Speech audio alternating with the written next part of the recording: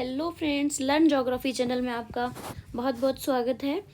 और आज की जो हमारी क्लास है मल्टीपल चॉइस क्वेश्चंस की, तो चलिए बिना किसी देरी के क्लास स्टार्ट करते हैं। क्वेश्चन नंबर 1 है,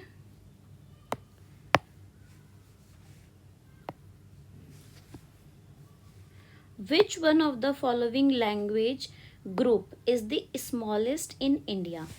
मीन्स कि जो कौन सा भाषा वर्ग भारत में सबसे छोटा है, कि मीन्स जो बोले जाने वाली भाषा है उसमें कौन सा भाषा वर्ग है वो सबसे स्मॉलेस्ट है। तो यहाँ देखते हैं हम, ये आपकी एनसीईआरटी जो 12th क्लास की बुक है उसमें ये मेंशन है, संस्कृत, बोडो, मणिपुरी। संस्कृत, बोडो और मणिपुरी ये लैंग्वेज ग्रुप है जो भारत में सबसे छोटा है, मीन्स स्मॉलेस्ट इन इंडिया। तो ये फैक्चुअल क्वेश्चन है, इसका मैंने एक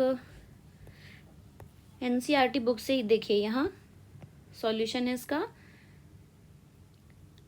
लघुतम भाषा वर्ग संस्कृत, बोडो, ठीक है, और यहाँ देखिए लघुतम भाषा वर्ग संस्कृत, बोडो, मणिपुरी, ठीक है। तो ये जो सबसे कम बोले जाने वाला ग्रुप है ये वो है आपके 2011 का जो सेंसस है उसके अकॉर्डिंग है। अब आपसे लघुतम पूछा गया है, स्मॉलेस्ट पूछा गया है, तो आपसे सर्वाधिक भी पूछा जा सकता है। तो सर्वाधिक आपको सभी को पता है कि जो हिंदी है वो सबसे ज़्यादा बोले जाने वाली प्रतिशतता वाली भाषा है, ठीक है। तो ये याद रखेंगे आप। चलिए हम क्वेश्चंस पे चलते हैं।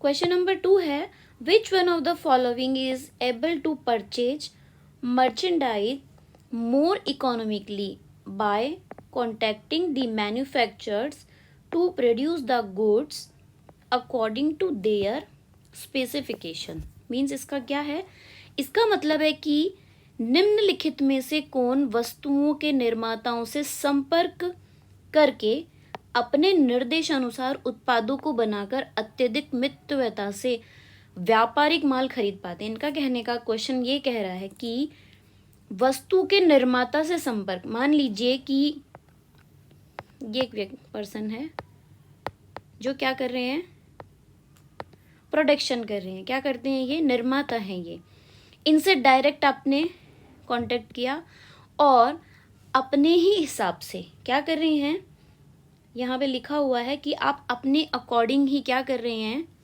उत्पादों को बनवाकर अपने निर्देशानुसार, आपने निर्देश दिया कि नहीं हमें ऐसा गुड चाहिए और आपने अपने निर्देश के अनुसार ही माल जो है वो तैयार करवाया, जो उसका प्रोडक्शन है वो अपने अकॉर्डिंग करवाया, और वो भी कैसे, मितव्ययता से आपने उस माल को फिर आप खरीद पाते हैं।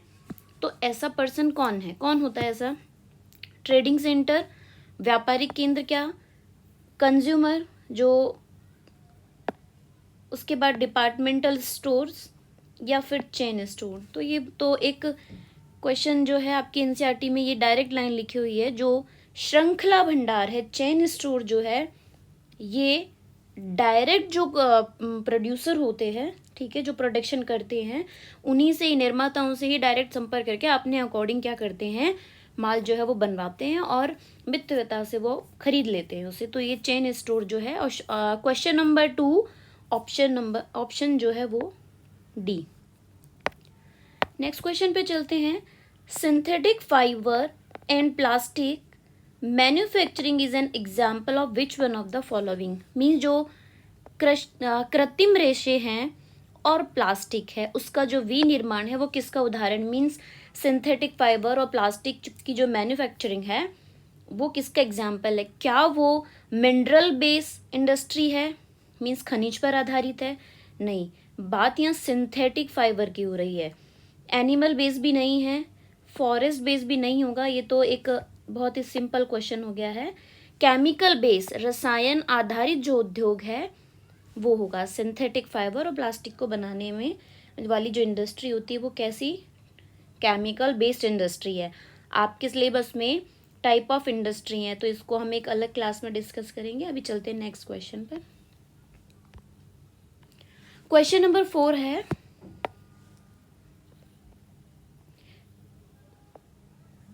करेक्टली आपको मैच करना है, ठीक है। सही जो भी सही सुमेलित है वो आपको बताना है। यहाँ आपको बताया गया है कि हिल एरिया डेवलपमेंट प्रोग्राम और सेमी एरिड और एरिड की बात की गई। तो एरिड और सेमी एरिड जो है वो आपको पता है कि जो ड्रॉथ है उस एरिया में ये प्रोग्राम चलाया जाता है, लेकिन ये इसका मतलब सही ऑप्शन नहीं है। ड्रॉथ प्रोन एरिया है मीन्स सूखा संभावित जो क्षेत्र है, वहाँ 15 हिली डिस्ट्रिक्ट की बात की गई है, तो ये यहाँ नहीं मैच होगा क्योंकि ड्रॉ मैच नहीं करना है हमें, तो एक करेक्ट पेयर जो है वो चूज करना है, इसका मतलब ये भी गलत है। इंदिरा गांधी केनाल जो कमांड एरिया है उसकी बात करें, हाँ तो ये कल हमारी जो क्लास हुई थी उसमें भी एक क्वेश्चन आया था, तो ये सही आंसर है।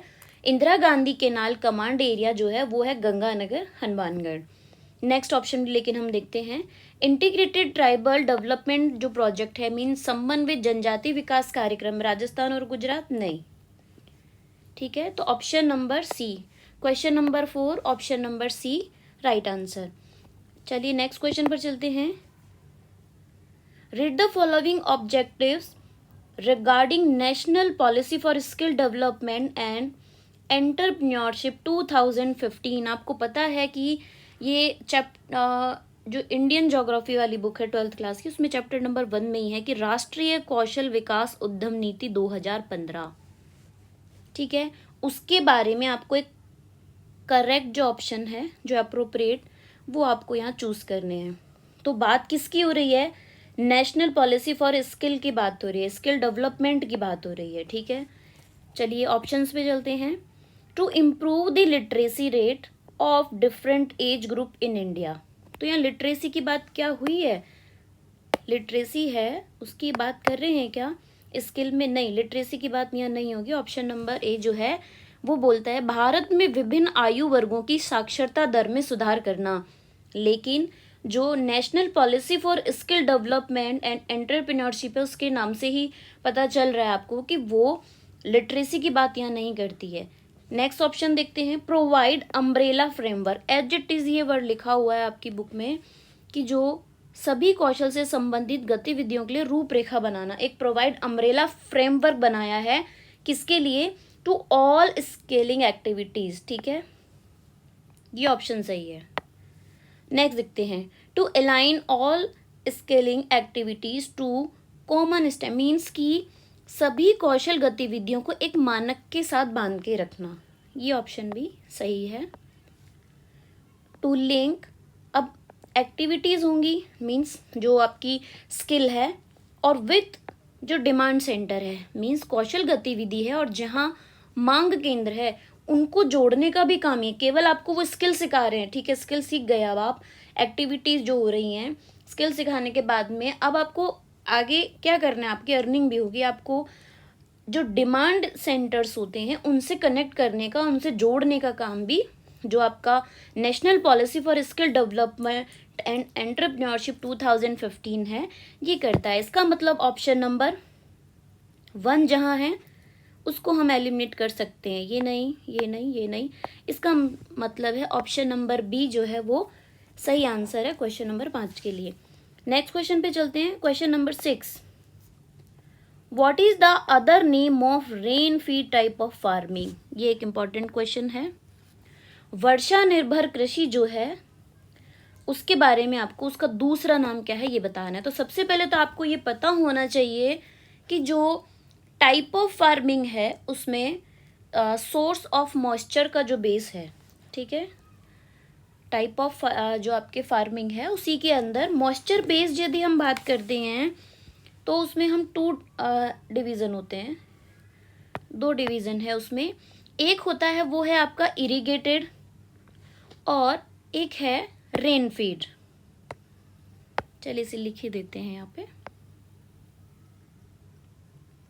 एक होता है इरिगेटेड हो है और एक है रेन फीड। ये रेन फीड ही आपसे पूछा गया है, ठीक है। तो मॉइस्चर के बेस पे दो डिवीज़न कर दिए हमने, एक है इरिगेशन जो सिंचाई पे बेस्ड होती हैं, एक होती हैं जो रेन पर बेस्ड होती हैं।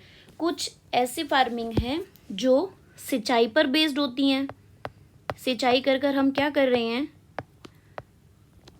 एग्रीकल्चर कर रहे हैं। दूसरी जो होती हैं वो किस पर निर्भर होती हैं, वो वर्षा पर निर्भर होती हैं। तो ये दो अलग अलग टाइप है। आपसे यहाँ पूछा है रेन फीड की बात की गई, मीन्स वर्षा पर डिपेंडेंट, लेकिन आप इरिगेटेड को भी यदि याद रखेंगे तो अच्छा है, क्योंकि आपसे यदि ये क्वेश्चन पूछा गया है तो वो भी पूछ सकते हैं। तो जो इरिगेटेड टाइप ऑफ फार्मिंग जो है वो आपको यहाँ ऑप्शन में दिया हुआ है, प्रोडक्टिव फार्मिंग एंड प्रोटेक्टिव, उत्पादक कृषि और संरक्षित कृषि। Productive farming and protective farming are type of irrigated farming के। जो इरिगेटेड और रेनफीड दो मैंने आपको बताया क्लासिफिकेशन। तो इरिगेटेड टू टाइप से होते हैं, एक होता है प्रोडक्टिव और एक होता है प्रोटेक्टिव। बात करते हैं रेनफीड की, जायद की यहाँ बात हो रही है। तो जायद आपको पता है कि जो हमारे क्रॉप सीजन होते हैं इंडिया में वो 3 टाइप होते हैं, जिसमें खरीफ, राबी और जायद आते हैं। तो ये ऑप्शन भी नहीं होगा।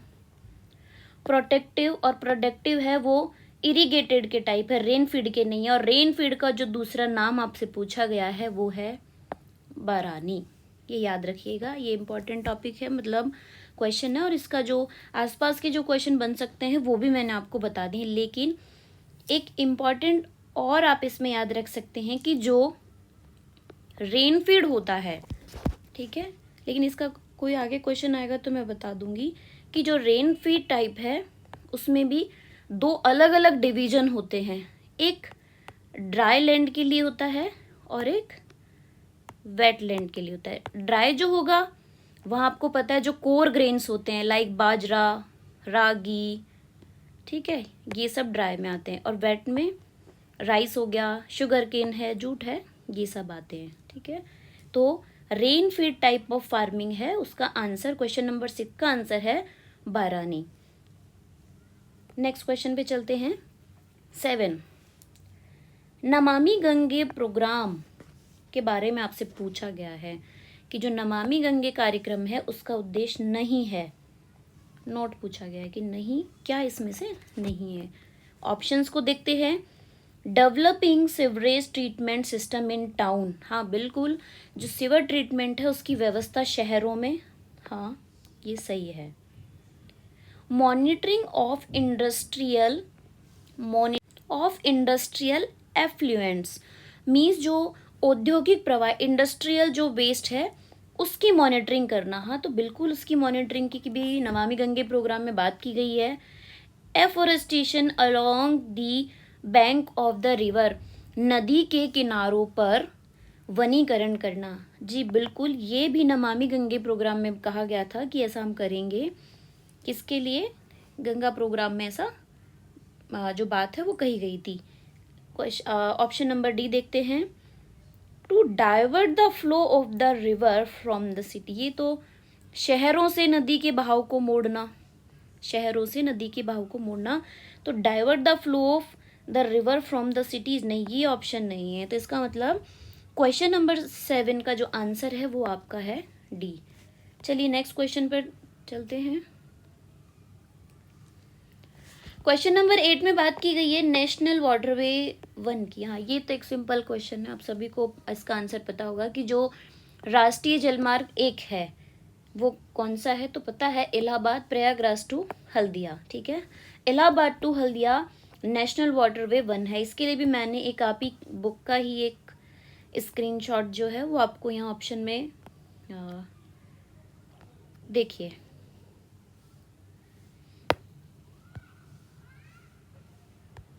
ये है नेशनल वाटरवे 1, ठीक है, नेशनल वाटरवे 1, और ये है आपका प्रयागराज टू हल्दिया। अब इसको जो किलोमीटर है ये भी आपको याद रखनी है, ठीक है। 1620 मीन्स 1620 किलोमीटर ये है। फिर NW2 की बात करते हैं, नेशनल वाटरवे 2 है, ये सदिया से दुबरी। फिर नेशनल वाटरवे 3, ये एग्जाम में कई बार पूछा जाता है कि जो सबसे कम किलोमीटर मीन जो छोटा जो नेशनल वाटरवे है स्मॉलेस्ट वो कौन सा है, तो national waterway number 3 Kottapuram to Kollam. फिर 4 की बात करते हैं, काकीनाडा और पुडुचेरी की बात की गई है जो गोदावरी और कृष्णा नदी के एरिया में है। और उसके बाद में NW5 नेशनल वाटरवे 5 की बात की गई है।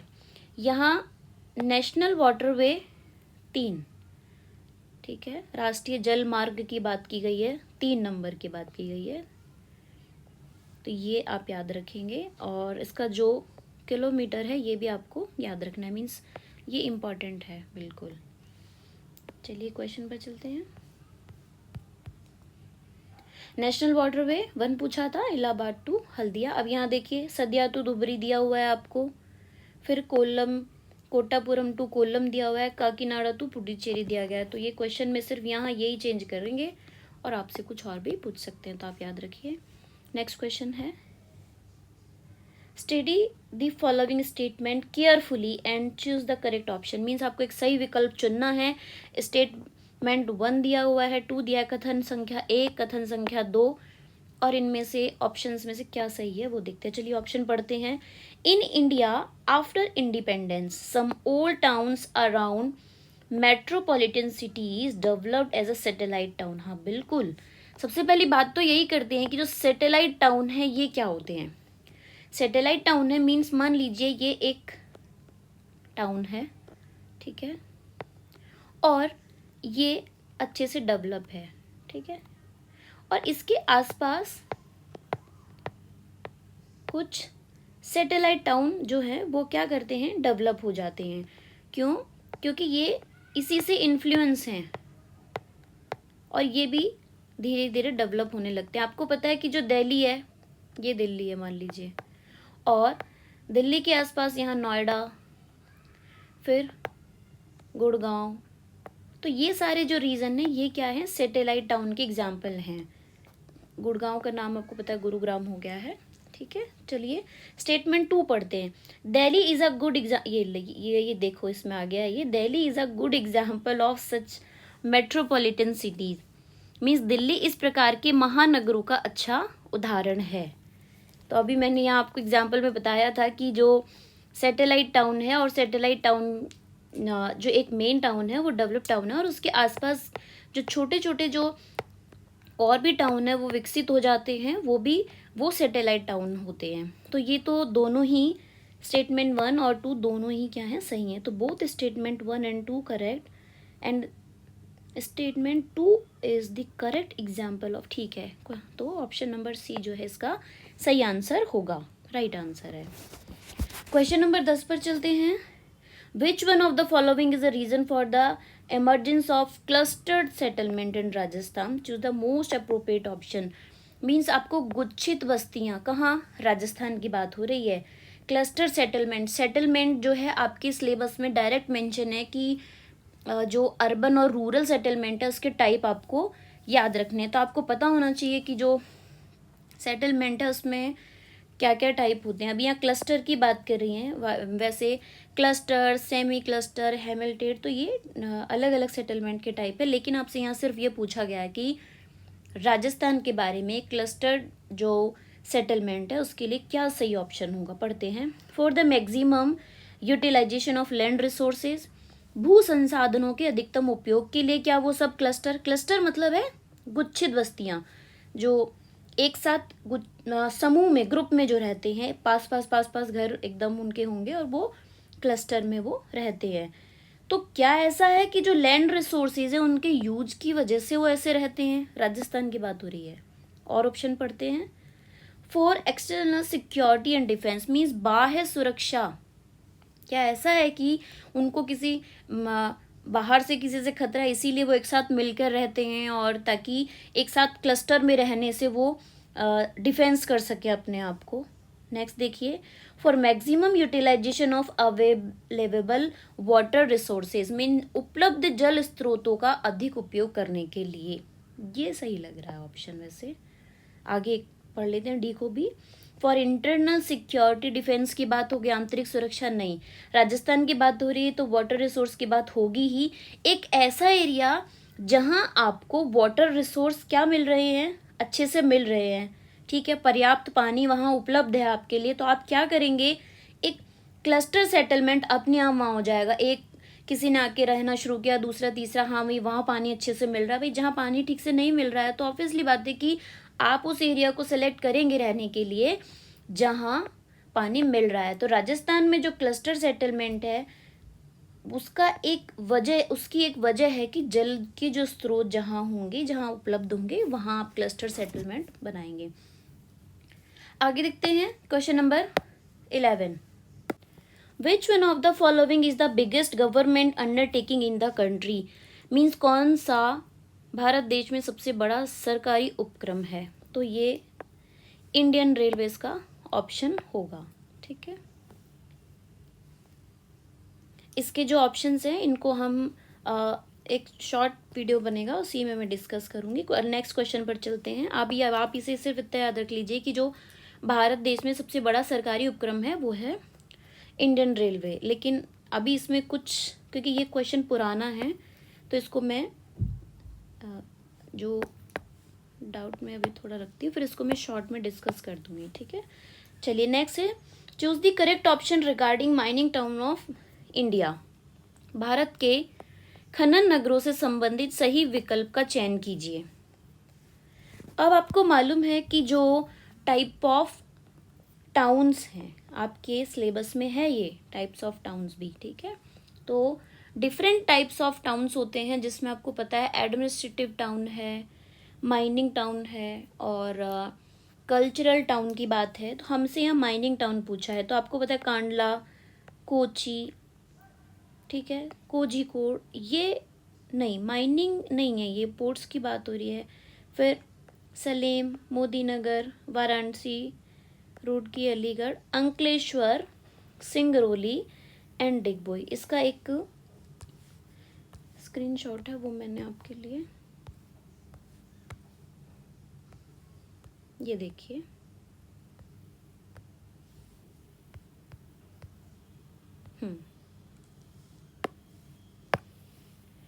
यहाँ दिया हुआ है आपको माइनिंग, खनन की बात है। ठीक है, तो खनन जो आपके टाउन है, माइनिंग टाउन है, उनमें आपके आते हैं रानीगंज, झरिया, डिगबोई, अंकलेश्वर और सिंगरौली।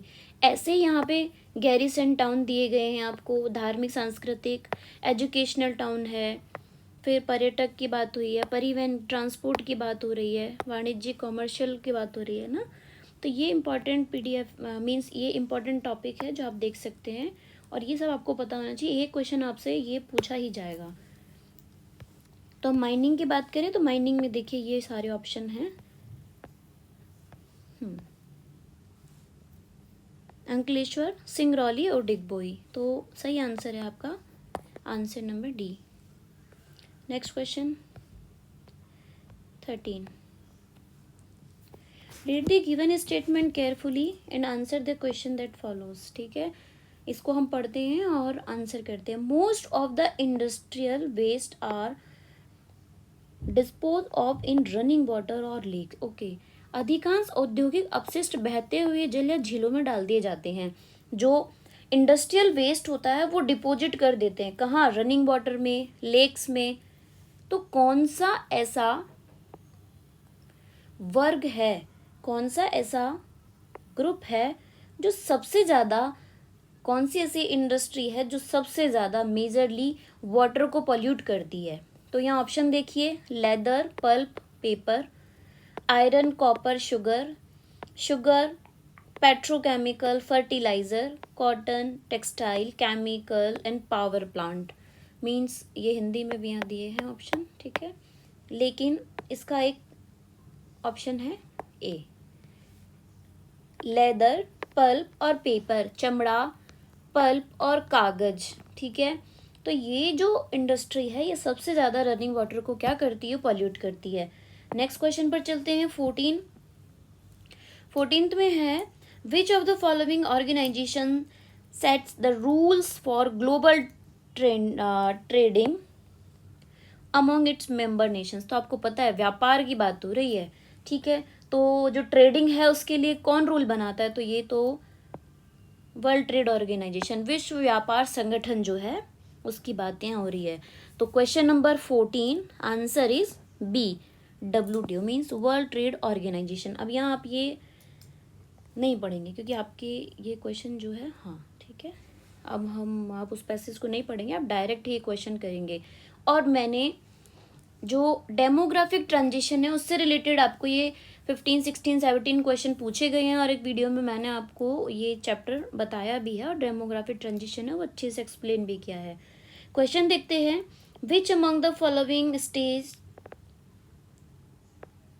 या फिर stages has his high growth of population. सीधी सी बात ये पूछी जा रही है कि जो जनसंख्या में उच्च वृद्धि हुई थी वो कौन से स्टेज की बात हो रही है। तो आपको पता है कि जो स्टेज 1 है उसमें BR भी ज़्यादा थे तो DR भी ज़्यादा थे, तो क्या हाई ग्रोथ होगी उस समय पे? नहीं होगी।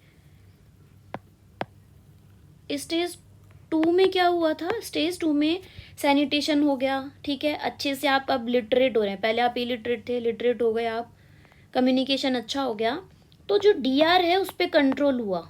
क्या हुआ?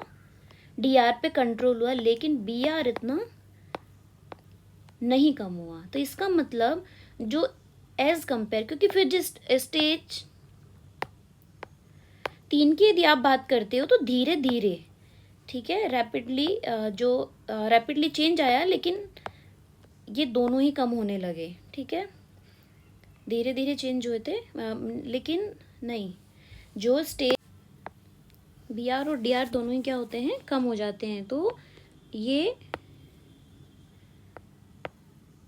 3 स्टेज NCERT बुक में दिए गए हैं, जिसमें ये डायग्राम आपने सभी ने देखा होगा।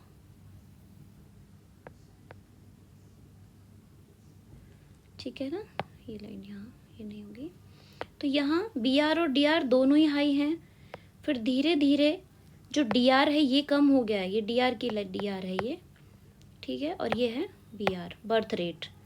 तो बर्थ रेट यहाँ हाई है, यहाँ डेथ रेट कम होती गई, और धीरे धीरे ये जो कंट्री है, मीन्स इसमें आपको पता है कि जो डेवलपमेंट होता है, मीन्स एक रूरल जो एग्रेरियन है, उस एग्रेरियन से धीरे धीरे आप कहाँ पहुँचते हैं? इंडस्ट्रियल पर पहुँचते हैं, ठीक है। तो जो सेकंड स्टेज है उसी में जो BR है वो ज़्यादा होता है। तो हाई बर्थ जो है वो पूछा गया है, तो ओनली सेकंड स्टेज। इसका मतलब क्वेश्चन नंबर 15 में द्वितीय अवस्था जो है उसमें जो हाई ग्रोथ ऑफ पॉपुलेशन पूछी गई है तो वो सेकंड स्टेज में होती है। आगे देखिए, choose the most appropriate option from the following regarding components of population change. ये भी एक बेसिक क्वेश्चन है जो आपको पता है कि जनसंख्या परिवर्तन के घटक क्या क्या हैं। Components of population change, birth, death and migration, ठीक है, बर्थ, डेथ और माइग्रेशन, ये तीनों क्या है? कंपोनेंट ऑफ पॉपुलेशन, ठीक है।